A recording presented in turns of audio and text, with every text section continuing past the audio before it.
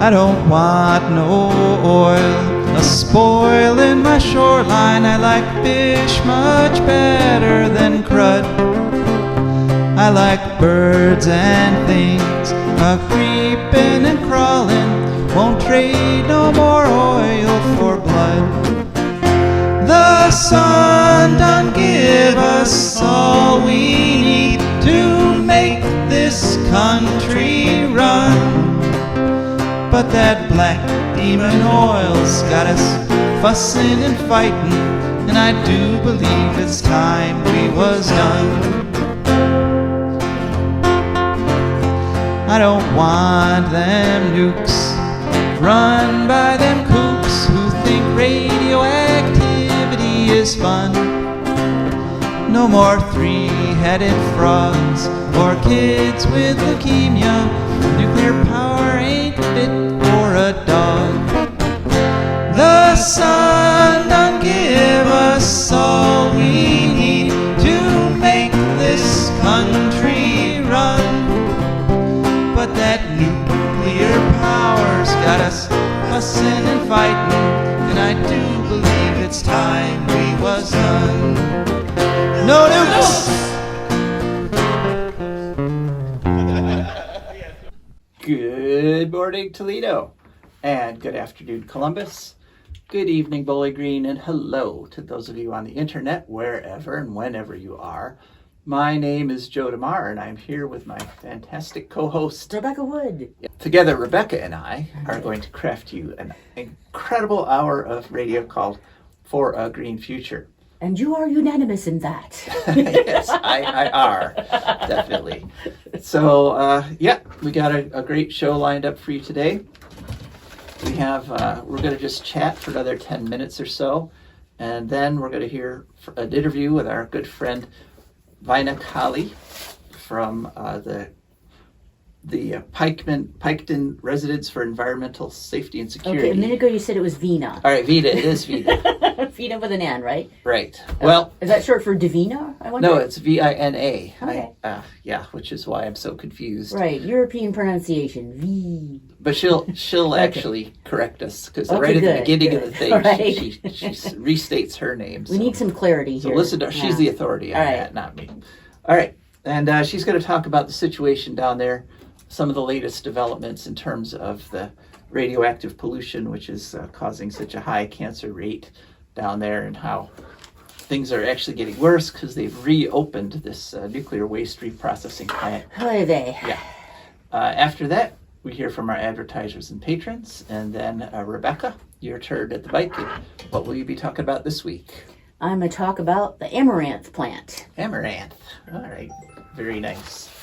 Okay, and then after Rebecca's done, it's Ecological News, and hopefully at some point in the show we will hear from you at 877-909-1007. That's 877-909-1007.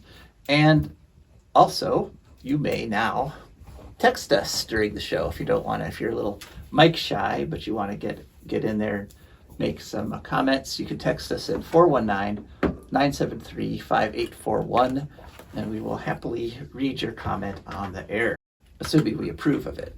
Right. So, this past week was, of course, it was trick-or-treating. It was Halloween, and we, at our house anyway, we passed out a ton of candy. Actually, we ran out, so that's the first time in a long time.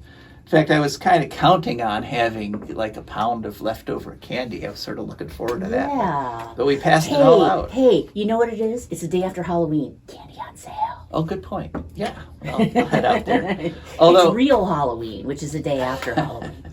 Well, actually, I went to my local grocery store, and unfortunately, they had pulled almost all the Halloween candy off the shelf already and had the Christmas decorations. You know, the Christmas could stuff. They? Yeah, I know. It's not even Thanksgiving yet. I know. So, but it was nice, and it was about normal temperatures, and just like today is actually about normal temperatures. We're only 3 degrees off of average, but that doesn't mean there's no global warming, okay? An average day doesn't mean that we're not doing global warming. And what's been happening is I've been seeing all of a sudden this past week, there's just this flood.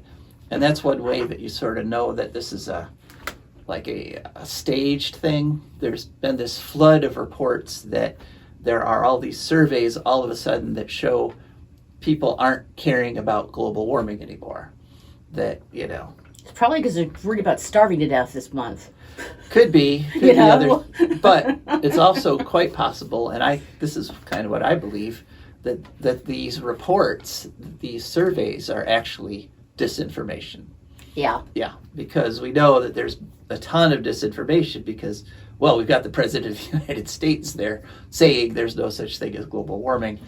And so now all of a sudden these posts are coming up saying that, oh, people are believing him and are changing their opinions on global warming. But Probably a few yahoos are, but a few yahoos are always doing that. Yeah. I mean, most of us realize, that, I'm going to have to mow my lawn pretty soon here in November. And most of us realize that things are not normal and that things are actually getting warmer. And so I don't believe the reports of the surveys as opposed to, just sort of accepting it. And because what that would do is it would sort of create this situation where people are like turning on each other and saying, how could you stop believing in global warming? When of course we're not, it's trying to force us to get defensive about basic facts that we all are. Well, that all the surveys up to this point have shown 70 to 80% of people believe in global warming, understand it's real and man-made, and that we need to do something about it. So now all of a sudden these surveys are coming up saying it's down to 52%.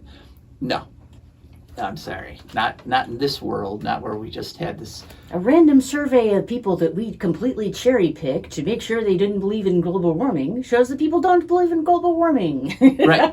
How surprising. Yeah. And so it's basically false information. And so we have to be careful because increasingly the government's positions are based on false information. Yeah. In fact, I had an experience also this past week. I attended via Zoom, I attended the Interagency Bison Management Task Force meeting, the annual meeting where they decide, how many bison they're going to kill and how much smaller their herd is going to be at the end of the year. And it was really depressing because the Yellowstone biologist was making these statements that were just obviously logically wrong. Okay, so for example, he said, the big example is that he said that the northern herd and the central herd right now are genetically indistinguishable. Okay, I mean, for 100 years before now, there's essentially been two separate populations that are genetically distinct, that have unique properties to each one. And so, a lot of the conservation has been the idea that we need to protect especially the central herd because that's the smaller herd and genetically more isolated and more vulnerable, right? Well, all of a sudden he said this year, now they're indistinguishable. Well, that happened fast. Yeah. It must have been a real dead bison, some kind of a wild party. So A, he says they're indistinguishable now, but B, and this is where you can catch when you're being given false information. B, he also said that there's no loss of genetic diversity in the Yellowstone bison.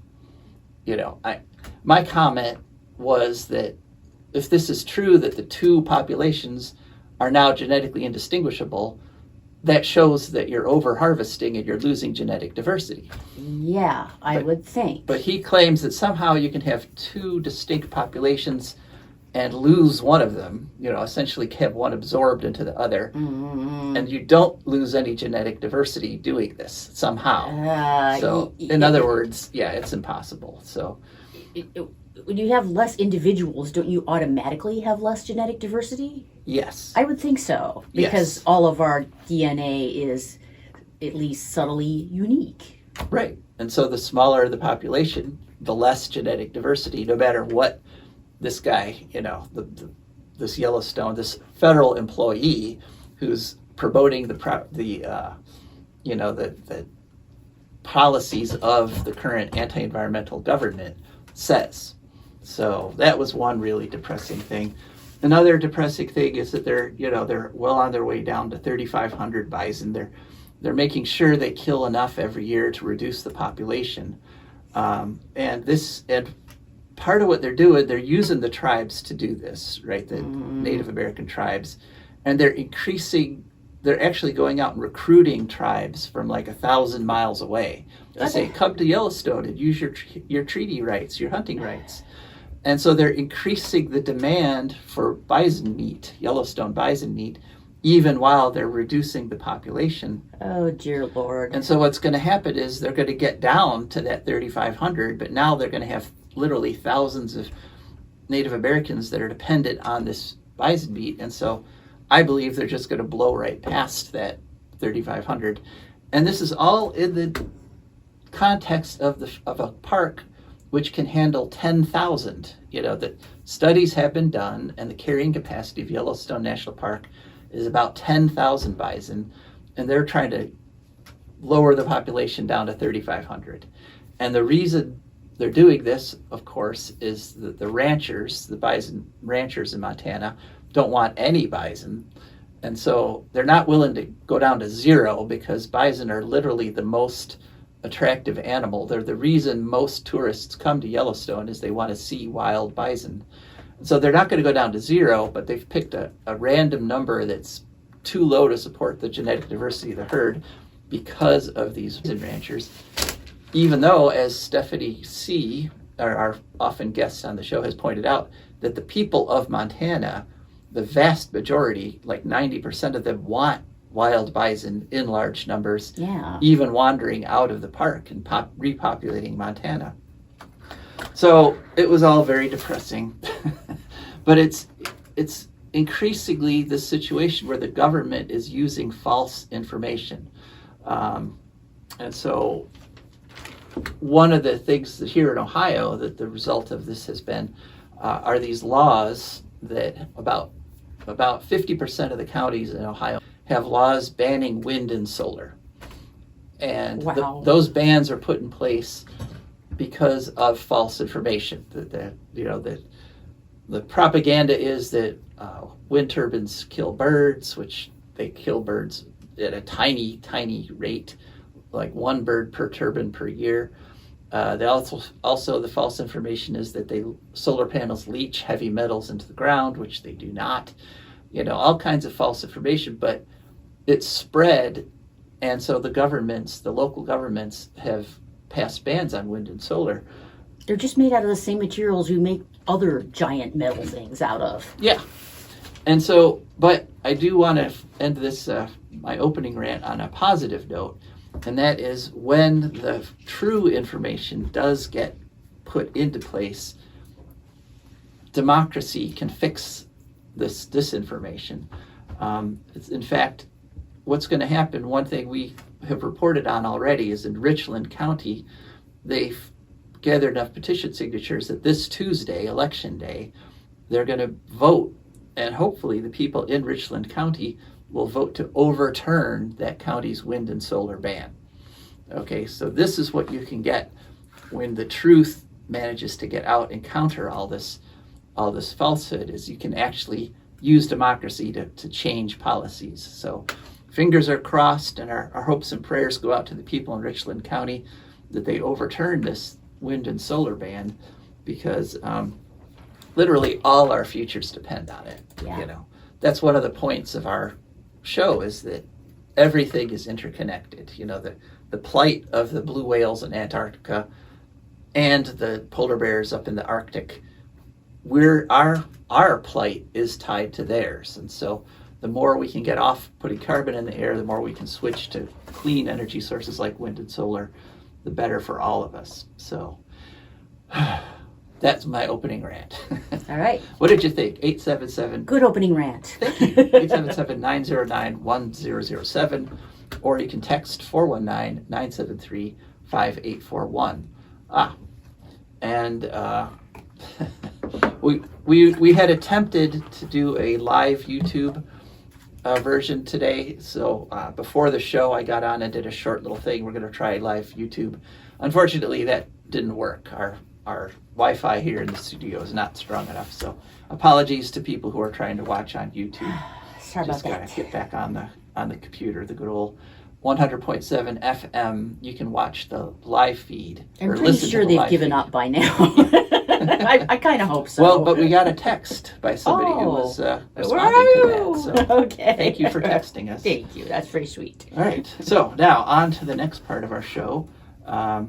Ms. Colley from the Portsmouth Piketon Residents for Environmental Safety and Security, or PRESS is the acronym, gave us a nice little interview. And so let's go to that interview now and see what's happening down there in Southeast Ohio. Welcome back to For a Green Future. Could you please share with us your name and your organization? Yes, I'm Vina Colley, and our organization is PRESS, the Portsmouth Piketon Residents for Environmental Safety and Security. They was formed in 1987 or 1988, and I joined them in 1989. Mm-hmm. So you've been at this for a while then. Actually, I filed a grievance when I was working in 1983, so I've been at it since 1983. All right. And it, just real quick background, we're talking about the Piketon Enrichment Facility. Could you just give us a quick description of that? It's the largest uranium enrichment facility in the world and has two of the largest buildings in the world. Of course, now one of the buildings have been dismantled and put into what they call waste cell. And the waste cell has a liner, reminds me of a trash bag. And one of the big problems that they have with this liner is the groundhogs can eat through it. Oh, And these waste cells are setting over the largest aquifer in the Midwest. mm-hmm. Right. And what prompted me to contact you this week was you had posted on Facebook an article. It was actually a 2024 article, but it was about the fact that neptunium has in fact migrated off the site and is affecting the aquifers in the surrounding areas. Through my research in 1992, I found out that Piketon had plutonium, and we are a uranium enrichment facility. We weren't supposed to have plutonium. And what they were doing since the 50s, they were reprocessing or recycling transuranics at the Piketon site. Plus, in 92, 93, Russia sent the megatons, megawatts program here, and their stuff had transuranics, including plutonium, neptunium, americia, all these good products.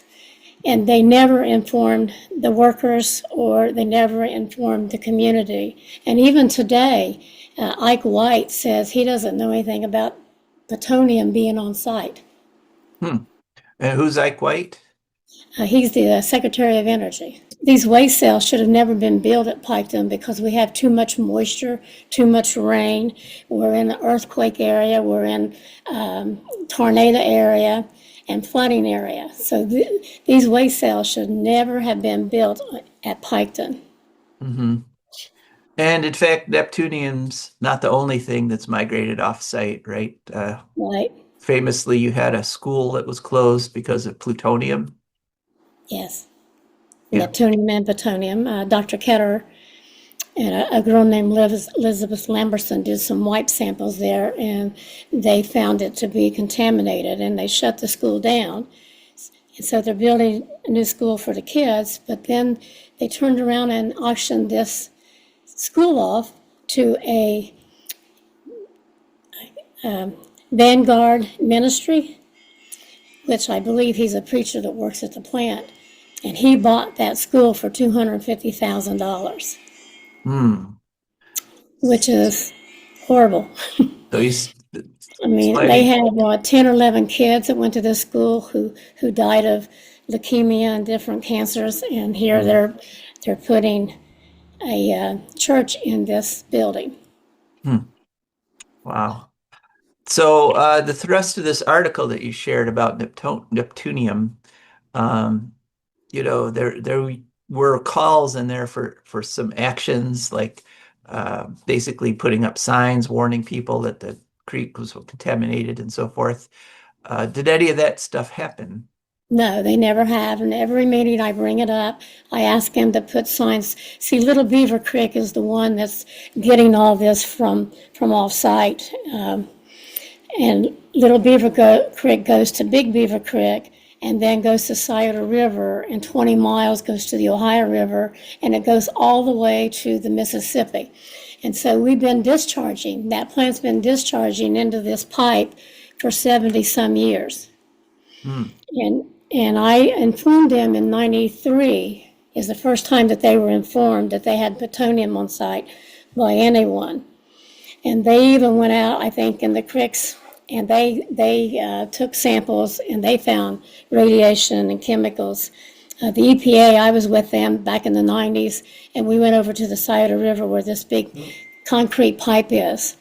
And they took the samples out of Scioto River, and the fish were radioactive and chemically involved, but the EPA never put no signs up in the Scioto River. Just even last month, or when they had their last SSAB board meeting, which is a site-specific advisory board that's supposed to be for the community, but they're actually made up of contractors and the health department, the EPA, the union. And I think this last meeting, they did have a couple of community people on there, but usually it's almost all officials, including the DOE. And we're only allowed to ask questions. They're not allowed to answer. We used to get 5 minutes to speak, and now they got it down to 2 minutes. So you can just barely spit your name out before your time's up. So you can ask the questions, but they don't They actually don't answer. Mm-mm. So this time I put them in writing, and I'm hoping that they answered them. I'll have to go check on their board, because I was kind of concerned about the gaskets, because the gaskets are made of Teflon. And if they're made of Teflon, I was worried about the forever chemicals, which we know they have a problem with the forever chemicals on Piketon. And my theory is, if they have problems with forever chemicals, those chemicals are radioactive because they are on the Piketon site. Mm-hmm. And I took and did a sample in one of the creeks and sent it off, and they do have off-site contamination with the forever chemicals. With the PFAS?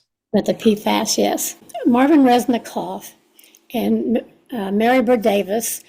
Marvin's with the Radioactive and Toxic Waste Management Association, RAMA, and he does a lot of study for everyone about the waste.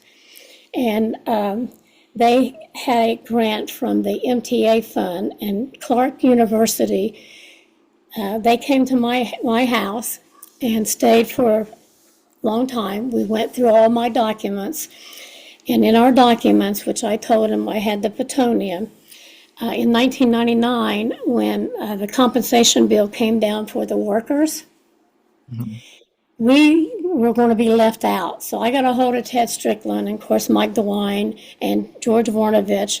They set up a meeting, and the Secretary of Energy, David Michaels, came. And they met with me the night before. And because of my plutonium documents that they couldn't find anywhere on site, we were able to get the workers on the compensation bill because of the plutonium. In that hearing, the U.S. Senator's document shows that the government sent undiluted plutonium straight to Piketon. See, before we were getting it from like West Valley, New York, and Hanford, Savannah River, and all these other places. And so we are highly contaminated with plutonium and neptunium. And so because of this plutonium, the workers was able, like I said, to get on the compensation bill. It's not an easy bill. I mean, I had to fight it tooth and nail, and they locked my records up 3 times before I was ever able to get compensated. It's not the greatest bill, but it's a bill, and you can work with it, but you just have to keep fighting them. You shouldn't have. Piketon is an SEC site, and what that meant was they never checked us for neutron exposures from 1955 to 1992, and that's when they cut this bill off. And the reason they didn't, because they put nothing in our badges, and then they put the badges in a chipper and shipped them up, so they couldn't have any proof that they didn't monitor us for neutrons. I know for a fact that I took, which it looks like a tanning bed, and you lay in it, and because women hadn't worked there for a long, long time, and they started hiring the women, they started putting us in these tanning beds, and they were checking us for the chemicals on site, which I didn't know at that time. And they measured your neck, they measured your weight, and they looked for neptunium, technetium, uranium, cesium, and I had all of that in my lungs. And each time they did it, my weight went up some, and then the exposures was getting higher, but they did me 3 times. And so that let me believe that there's neptunium here, because where else would I have gotten it from? And I'm not a scientist. I'm just a regular worker who worked. I enjoyed my job. I thought it was the safest place I ever worked. And what I was an electrician, we were cleaning down these contaminated cells with this oily stuff on it. Well, come to find out, the oil was radioactive PCB oil, and we were cleaning it with trichloroethylene. And when we got done, they told us to dump it down the drains. And so that was what my grievance was about in 1983. I felt like more than 30 workers were being exposed to radiation, even though I didn't know how. But after I did all of the research and found documents, I saw where Senator Glenn's office had been asking the contractors, "Are you sure that oil is not radioactive?" And they would say, No, it's not. It's just regular oil. So he knew they were lying. And of course, our union went to Washington, D.C. in 1979, and they struck over the health and safety issues at the plant, which I didn't know anything about. And I got hired in 1980. I didn't find out until almost the 1900 that our union had been to Congress and to Senator Glenn's office and stormed their door and showed them all of these 500, almost 600 violations. But when the union came back, they went after the union president, and they went after the workers that was up there. And it was such a secret. Like I said, I was there almost 9 or 10 years studying this facility, and I just happened to find a newspaper clipping on it where San Fries had wrote it. So that's how I kind of found out what was going on at the Piketon site. Despite the history and despite the contamination, which, they have been working on, quote unquote, cleaning that up for a number of years now, right? But despite the fact that they know the area is contaminated, they've reopened the plant, right? They're trying, actually, the centrifuge has been running since October of 23. They started it up as a test run, and they never shut it down. But it's such a secret there because this is not just a DOE facility, it is a DOD facility. And if you listen to Mike DeWine the other day when Centrus gave him $1.1 billion for the plant, he says that we need to do this because this is military. This is a military site. So we're in the business of making bombs, We're in the business of making things that kill people. You can't clean it up. And why would you spend all this money to clean up a site that you claim you're cleaning up and bring in more nuclear things? They want to put in 2 small modular reactors here. And what they'll do with that, it's not cleaner and safer like the Trump administration wants you to think. It's the same process as they did before on a smaller scale, but it has the same waste. Right. So we're getting double nuked, and we're important in Piketon because they want to put production here. The other thing they want to do is to send everyone's transuranics here for us to reprocess or recycle it, whichever you want to call it. Their transuranics. And their transuranics still have plutonium, neptunium, and americia. In 2008, 18, I think, Dr. Michael Ketter came to Piketon and started doing soil and water samples, and I've been helping him do samples, and we have like air monitors that we're putting out in the community. We have found contamination off-site 15 miles from the plant right now, and we're still testing. The plant denies the contamination because what's going on here is there's an old remedy that they use. They haven't changed it since 1979, and what happens is all of these studies that they have, they're inconclusive by design, and they're made that way so you're right and they're right. And all along, they are not right. The way Dr. Ketter does the testing is the right way to do it. The EPA, the NRC, NIOSH, none of these people have any jurisdiction of Piketon. DOE and DOD is the overseer of this plant. Now, the EPA can take samples, split samples, but they can only take what the company gives them. Now, if it goes off-site, the EPA can get involved, but I don't understand why hasn't the EPA put signs in these creeks, because they know. In '92, I was at the EPA office in Logan, Ohio, where I found out that Little Beaver Creek was contaminated. And they never told the community. They never warned anybody about the creek. And I also found community residents' wells were contaminated with Tech-99. Technetium. Technetium 99, and it's water soluble, so it spreads. And so I had to go to that home, Mrs. Dunham's home, Dorothy, and tell her that her cistern was contaminated with Tech 99. And to this day, I don't know if they've ever told the family anything about that well. And you have, so first, what's the name of the company that we're dealing with here? Well, it used to be Goodyear Atomic from 1980 to 85. Well, they left, and then it started out with Martin Marietta Energy System, Centrus. There's so many contractors here now, you don't know who's in charge, other than the DOE and the DOD, and the contractors are working for them. And the upshot basically is that you folks down there have some of the highest cancer rates in Ohio, right? Yes, Joe Mangano just did an epidemiology study, and he said that all of these sites that he has studied, he's never seen anything as bad as Piketon. He also said that our children's cancer rate was like 107% above the national average. If people want to follow what you folks are doing, what's happening down there in Piketon, how can they do that?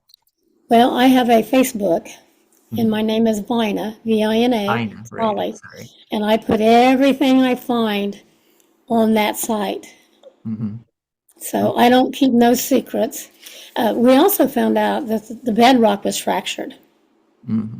I also gave that story to Billy Spencer, who's the mayor of Piketon, and the bedrock is fractured, I think, like 70 feet under.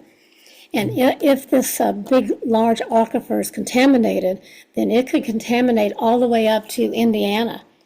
That's a lot of people. From what we've seen, it's already leaking. So if we don't get money here and start doing a better groundwater checking the aquifer, Billy had to let the lawsuit go that he filed because they didn't have the money. People need to know that we're not just contaminating Piketon. We would be contaminating everything up to Indiana, everything all the way down to Mississippi, because they continue to use the same pipe and sending this stuff off-site. But the people that are suffering are the victims of Pike County, the cancer rate. They can't account where all these cancers come from. You know it's coming from the Piketon plant. We know that. I'm a worker, or was a worker and a whistleblower. I have brilliant disease. These are some things that the compensation bill has awarded me that I never had nothing because I was a healthy worker. But I have brilliant disease now and chronic bronchitis, lung issues, heart issues, and all of these, and neuropathy, and all of these have been awarded to me through the Department of Energy's, the EEOICPA, Department of Labor. And even though I've had some skin cancer, I've been pretty fortunate, but my husband had melanoma cancer. He didn't work at the plant. He died from cancer. My brother-in-law worked at the plant. He had the same, and we had these nodules. He had the same nodules, and it went into his lymph nodes, and he died of cancer. His wife, who washed his clothes, died of breast cancer. His son, that worked at the plant, died of kidney cancer. My brother, who didn't work at the plant, died of small cell cancer. And a few months back, my other brother died of pancreatic cancer. None of these cancers are hereditary. And I can't even tell you, I have another nephew that had brain cancer, and I have nieces that has cancers, and none of their cancers are the same. You know, we have been used as human sacrifice guinea pigs here. And they want to go ahead and continue to do this to this community. I don't understand what we did to our government for them to treat us like this. Well, that was our interview with Vina. We've settled the question. It is Vina. But what's happening to her, what's happening to them down there in Piketon, we're on track for that to happen to all of us, basically. Because as the Trump administration cuts environmental laws, cuts regulation, cuts oversight, that could be the future for basically everyone in the country. One of the things that's happening in this government shutdown actually is that the NRC, Nuclear Regulatory Commission, has stopped inspecting nuclear plants. And, one of our stories coming up is about how the Tennessee Valley Authority's nuke plants have been crashing at an alarming rate. And that's going to increase because the NRC inspections often protect people from nuclear accidents and the kind of contamination that's happened down there in Piketon. And we, as Ohioans, the whole state, we should be up in arms about what's happening to Piketon because literally, as Vina said, nuclear waste from all over the country has been shipped into Ohio, and Ohioans are suffering because of the nuclear waste created in other places. So, not a good situation down there. But one situation that is good is the fact that we have wonderful, wonderful patrons and sponsors. Wood County Park District is one of our sponsors, and just imagine a place where nature meets adventure, where you can paddle, climb, fish, and explore. That place, it's right here in Wood County, Ohio. The Wood County Park District is here to protect, preserve, and inspire. We conserve natural and cultural treasures so you can enjoy the outdoors like never before by maintaining green spaces, providing fun programs, restoring wildlife habitats, and leading outdoor adventures. Want to connect with nature? Try your hand at archery, bouldering, geocaching, paddling, rappelling, and more. Whether you're seeking experience or a peaceful retreat, our parks are open every day from 8 a.m. to 30 minutes past sunset all year round. Come explore, get outside, experience nature, your parks, your adventures waiting for you. Find us online at wcparks.org or follow on Instagram, Facebook, or X, or call 419-353-1897. That's 419-353-1897. The Wood County Park District, preserving nature, creating adventure, and inspiring a greener future. And along the lines of a greener future, we have sort of an announcement to make in relation to For a Green Future. And so from the entire FAGF For a Green Future team, the future isn't imagined, it's built. We are renovating For a Green Future to fit the needs of every generation. New leadership, a refreshed mission, and a digital backbone powered by AI to deliver timely climate action to you. We hired Shabazz Khan as our media and communications specialist. Our media and communications will be connecting people with science, solutions, and stories that matter faster, clearer, and more accessible than ever. The torch is steady, the flame is bright, and the message is simple. Care for the climate, care for each other, and act with knowledge, because the future belongs to those who prepare today. Visit Joe DeMare forAgreenfuture.org to join, learn, and act. Here. So yes, we are expanding our digital presence, and Shabazz, some of you may recall, was a guest host on this show for a while there when I was running for office and unable to be at the mic. And so we're expecting great things from our renewed relationship with Shabazz. And finally, our show is brought to you by our patrons. And our patrons are incredible people for whom I'm grateful every day. And they are people who've gone to patreon.com, that's Patreon, Patreon. And there they searched for a Green Future.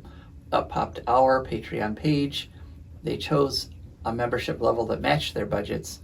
And so every week a little bit comes out of their account, comes over to us. And that's how we can afford to keep this show on the air. Thank you to our patrons. Okay, Rebecca, your turn. What are we talking about? All right. Well, today is actually the Day of the Dead in Mexico and any place else that people of Mexican heritage want to remember their ancestors. And so I want to talk about a plant which was popular in ancient Mexico and really all over the world, though. It's called the amaranth, which means never fading in Greek, which I always thought would make a really pretty name, actually. Like, if you had twins, you could call them Amaranth and Amaryllis. It would be gorgeous. Anyway, yeah, I'm digressing from my own subject. But yeah, it has edible leaves and seeds and is used as a gluten-free grain by many people. The seeds can be cooked like grain, like, say, rice or oatmeal or a side dish, whatever you would normally use for a side dish, or it can be cooked like popcorn, or the flour. It can be ground into a flour also. And yeah, apparently I'm not coming through that well. The young leaves have vitamins and minerals, and also they're ornamental because there are a lot of varieties or species that have very colorful flowers. That I've seen them. They are pinkish purple. They are gorgeous. So pretty. They're also a complete protein with all 9 essential amino acids, meaning that like some proteins are not complete and you gotta eat something else with them to complete the protein. But if you just have some amaranth, it's as good as if you had a steak or whatever in terms of protein. They also have a lot of fiber, and they're useful as a thickener for soups and stews. According to the Old Ways Whole Grain Council, which made at one point, I don't know what year because they didn't say, but they were Grain of the Month.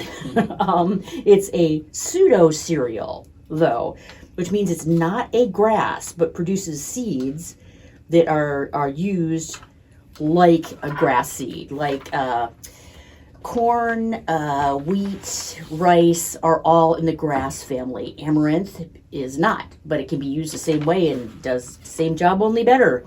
It was called the food of immortality by the Aztecs and is mentioned as Aesop's Fables and Paradise Lost by Milton.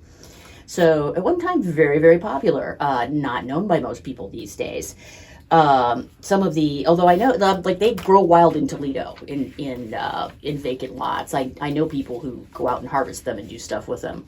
So some of the benefits would be they support biodiversity because they provide food and nectar for birds and pollinators.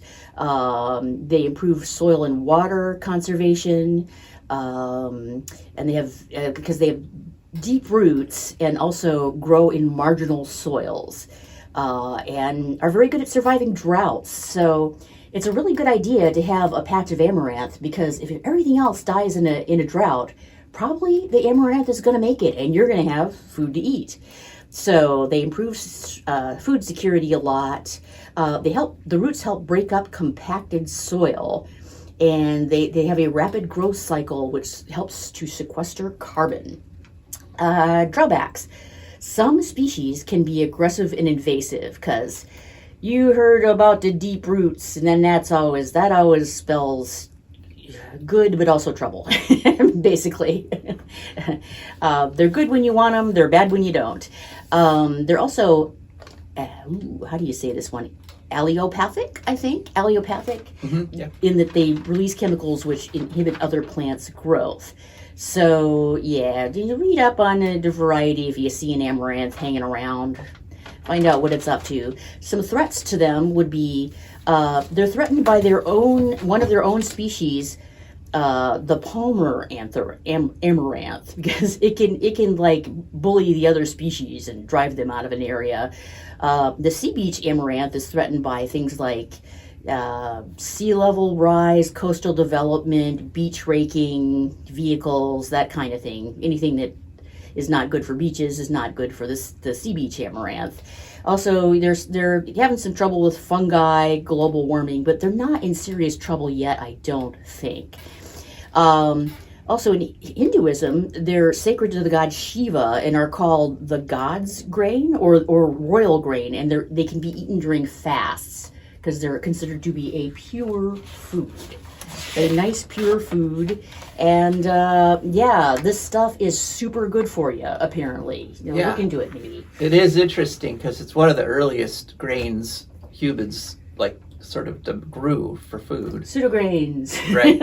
And they're literally a weed now. They're treated as a weed. Farmers spray to kill the amaranth when, it's probably more nutritious than what they're And they're very actually quick growing. to develop resistance to pesticides, too. So bad strategy there. Very bad. All right. Thank you, Rebecca. Okay. Plus, they're pretty because they got that red stem. They're very beautiful. So- I would also like to point out that although I might suffer from a certain kind of resting face, which we have all heard about, I also was genuinely disgusted during Joe's rant about Trump's misinformation campaign. So, occasionally my facial expression is actually in sync with my emotional state. All right. Thanks for that heads up, Rebecca. There we go. All right. Okay, on to ecological news. In our first story, this is from earthjustice.org on October 23rd. Trump administration opens the entire coastal plain of the Arctic National Wildlife Refuge to oil and gas leasing. And here we go again. And, this is widely viewed as an illegal move. That doesn't actually stop Trump from doing a executive order to do something illegal. But it's 1.56 million acres, and the coastal plains are like the most ecologically abundant, the most ecologically important part of ANWR. And Burgum, the Interior Secretary, announced this in a press release, a press briefing, even though the government is shut down and there's not supposed to be any money for press releases and so forth. But somehow there is. There's interesting factors in this. The Gwich'in Nation is going to fight this, along with a whole host of environmental organizations. And it's interesting because a lot of the corporations actually don't want this. They don't want to be seen as the company.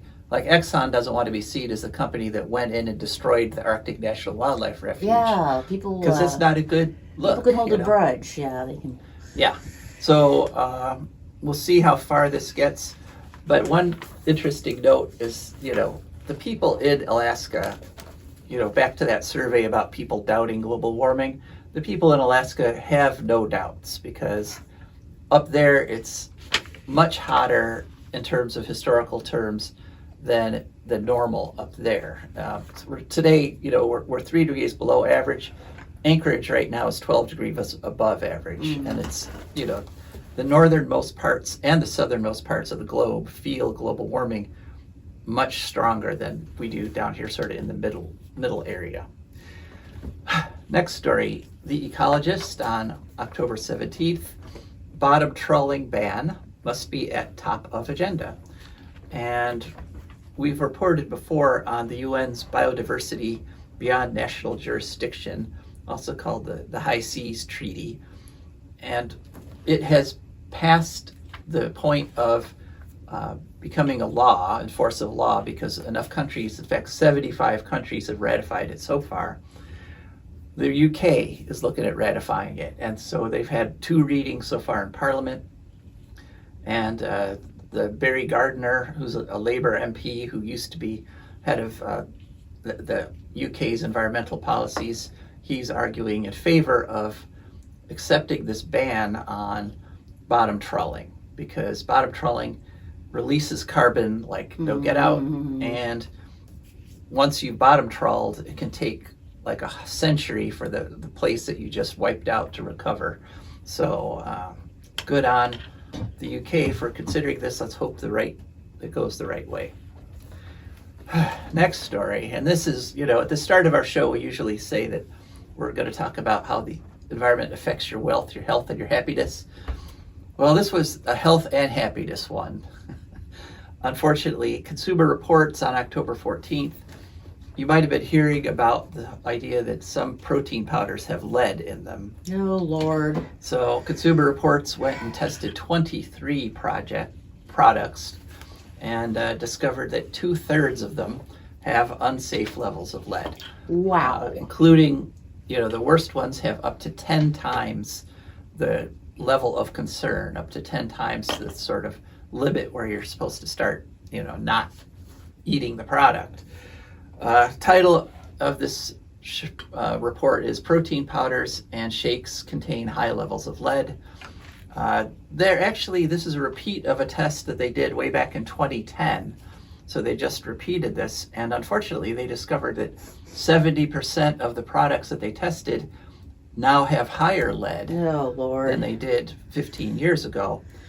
And since this is happening mostly to the plant-based protein powders, essentially it looks like what's going on is that the environment is getting more and more lead contaminated, and so the plants are taking up higher levels of it. The worst was Naked Nutrition Vegan Mass Gainer, vanilla flavor, and their level of lead was 1,600 times the level of concern. Dear Lord. Unfortunately, I found my protein powder. I have an organic plant-based protein powder I like to add to my cereal in the mornings. That's at 143% the level of concern. There is no safe level of lead. Okay, every little bit hurts, and one of the things that happens with lead is it does make us dumber. Yeah. The more lead you get, the more stupid you are. Maybe that's behind your post-show days problem there. This could help explain some of the things the human race is doing right now. Yeah, there you go. But the largest source of lead in the general environment is coal burning. Wow. And China, of course, is the largest coal burner in the world. They put about 500,000 tons of lead up into the atmosphere every year, and we also put hundreds of thousands, if not millions of tons of lead into the atmosphere. And so there's no safe place anymore. There's no safe product. But if you're interested in the Consumer Reports, there are different levels. Some of the products are more dangerous than others. So it's not actually that they're putting lead, the company is putting lead in their product. It's that lead is in the other stuff just naturally. That they're putting the ingredients for the smoothie. And it's important to note that there is always lead. I mean, even if we stopped putting lead in tomorrow and somehow removed all the human lead, because it's a mineral, which there's comes some from of Earth. Everything in everything, right? It needs to stay under the ground as much as possible. But whatever we add, worsens the health effects. All right, we have some nuclear updates here. I'm going to kind of mash them all together because of time. Beyond Nuclear had a story on October 26th. Roll up for your free plutonium. Oh, lovely. And essentially, Chris Wright, the Secretary of Energy, who was until very recently a board member of a company called Oklo, a nuclear company called Oklo, has now arranged for 20 metric tons of plutonium that the federal government owns to be given to private companies for free. So, I mean, it's hard to imagine like a more direct subsidy than giving something, the fuel that they need for free. And people are very concerned because this is pure plutonium, and you only need, a little bit. It's enough pure plutonium to make 2,000 nuclear bombs. And Senator Markey sent Okay, I thought at one point we were trying to restrict the number of people that could get a hold of plutonium and make nuclear bombs out of it. We were. Yeah, And in fact, okay. that has been the policy of the federal government forever, since we had all this plutonium laying around. But now they've just gone the other way. Oh, And now they're okay, just yeah. like, sure, Have private some corporation, plutonium. you can make yourself a nuclear bomb. Here's some plutonium. Have fun. Yay. Yeah. So this this is not good. The next sort of nuclear update story from 90.3 WPLN in Nashville, Tennessee. TVA's nuclear reactor shut down unexpectedly 12 times in a year. Oh boy. This is a story on September 22nd. Gotta love that reliable nuclear power. Right, and basically they had 14 shutdowns and 12 of them were forced. In other words, something broke and they had to scram the reactor. The Sequoia reactor was out for 11 months. Part of it was a planned outage, but kind of ironically, they were out 11 months and they had this big press conference saying, okay, we're going back online and we're going to be good for the next 40 years. And then literally the next day, June 24th, they had to shut down because it was a drought. There was a drought and they didn't have enough water to cool the reactor. Oh dear Lord. So they ran for like a day and then shut down again. 40 years or 40 minutes, it's a fine line. So the upshot was that for the past year, the nuclear supply from the Tennessee Valley Authority's electrical mix was down 30%. And that's the lowest since 2007. And they made up for it with coal. So they burned a lot more coal.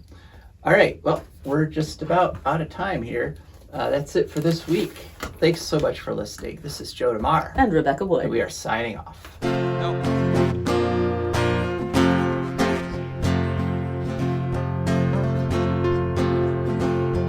I don't want no oil, a spoil in my shoreline. I like fish much better than crud.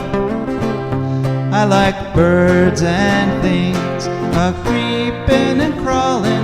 Won't trade no more oil for blood. The sun done give us all we need to make this country run.